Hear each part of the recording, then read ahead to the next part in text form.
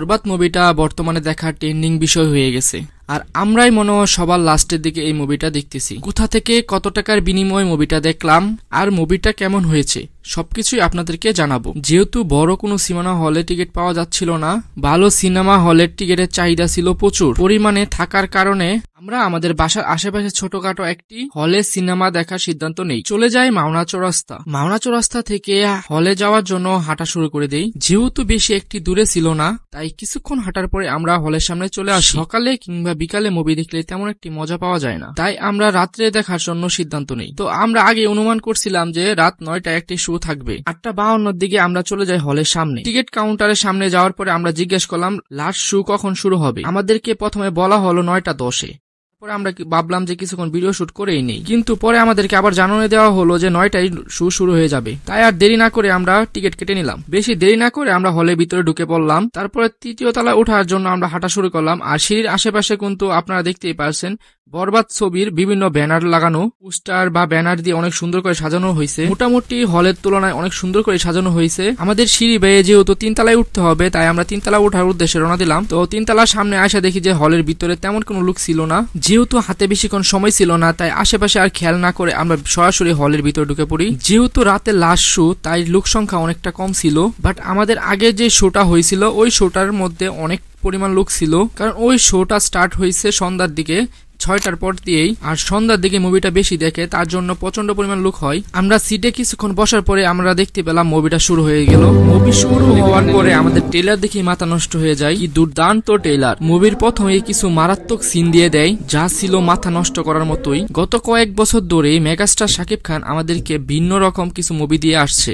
Bangla movie আমরা আগে কখনো হলে যেয়ে দেখিনি, কিন্তু গত বছর থেকে প্রিয়তমা এবং তুফান মুভি দিয়ে আমরা হলে যাওয়া শুরু করি। প্রতিটি মুভি এখন শাকিব খান ভিন্ন রকম মুভি করার চেষ্টা করছে। বাংলাদেশেও যে এমন ভালো মানের মুভি করা সম্ভব তাই করে দেখাচ্ছে, এবং শাকিব খানের তুফান এবং বরবাদ মুভি দেখলেই বুঝতে পারবেন। আমার মতামত থেকে তুফান থেকেও বেস্ট মুভি হয়েছে বরবাদ। বরবাদ মুভির প্রতিটি সিন ছিল দেখার মতো, আর গল্প ছিল অসাধারণ। কই থেকে কি আসছিল তা আমাদের কল্পনার বাইরে ছিল। ভাবছিলাম একটা, হচ্ছিল কিন্তু আরেকটা। আমাদেরকে অবাক করে আরেকটি সিনে নিয়ে চলে যায়। ঠিক পরের সিনে কি হতে পারে তা আমরা দেখে বুঝতেই পারতেছিলাম না। মুভিটা ছিল অন্যান্য বাংলা মুভির থেকে সবচেয়ে বেশি অ্যাকশনে ভরপুর। অ্যাকশন সিনগুলোও ছিল দেখার মতো। বাংলা মুভির জন্য এখন পর্যন্ত বেস্ট মুভি বরবাদকেই বলা যায়। আস্তে আস্তে মেগাস্টার শাকিব খানের মুভিগুলো আরো উন্নত মানের করার চেষ্টা করছে। তুফান মুভি থেকেও বরবাদ মুভিতে অ্যাকশন সিন অনেক বেশি ছিল। শাকিব খানের লুকের পরিবর্তন আসছে এই মুভিতে। বরবাদ মুভিতে একটি নায়কের যেমন একটি লুক দরকার ছিল,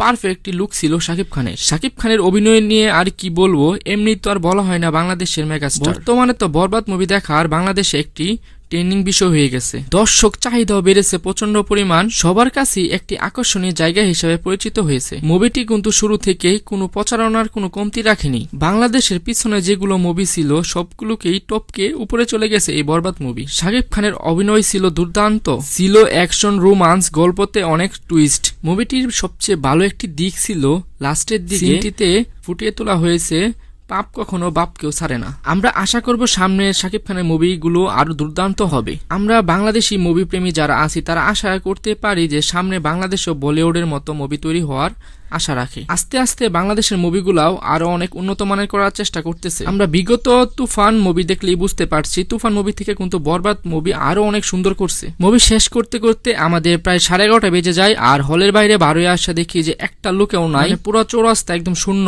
ও রাতের হলের সামনে ভিউটা দেখেন, অনেক সুন্দর ভিউ। আমরা কয়েকজনই ছিলাম আর হলের কয়েকজন লোক ছিল। আমাদের রিভিউটা তো আপনাদেরকে দেখালামই, চলেন আমাদের সাথে যারা মুভি দেখতে গেছে তাদের রিভিউটাকেও আপনাদেরকে দেখাই। মুভিটা তাদের কাছে কেমন লেগেছে তাদের মুখেই শুনে আসেন। আমরা বরবাদ দেখে চলে যাচ্ছি। বরবাদের কি অ্যাকশন কি দেখছো সাফার? এখানে প্রেমে পড়ে গেছি মুভি দেখছি। আই রে হৃদয় হৃদয় হৃদয় হৃদয় হৃদয় গো, সেই না মানে মনে হয় যে অস্থির একটা মুভি, অস্থির। অনেকদিন পরে আমরাই হচ্ছে সবার লাস্টে দেখতেছি আর লাস্টে রিভিউ দিচ্ছি। বাংলাদেশের জন্য কোনো মুভি থাকতে চায় তাহলে এটার মতো মুভি মনে হয় না। মুভিটাকে কে দেখেছেন কমেন্টে অবশ্যই জানাবেন, আর কারা এখনো মুভিটা দেখেন নাই তারাও কমেন্ট করবেন। আর মুভিটা কার কাছে কেমন লেগেছে সবাই একটু কমেন্ট বক্সে জানাবেন। আর আল্লাহ হাফেজ, আজকের মতো এই পর্যন্ত। আবারও দেখা হচ্ছে নতুন কোনো ভিডিওতে।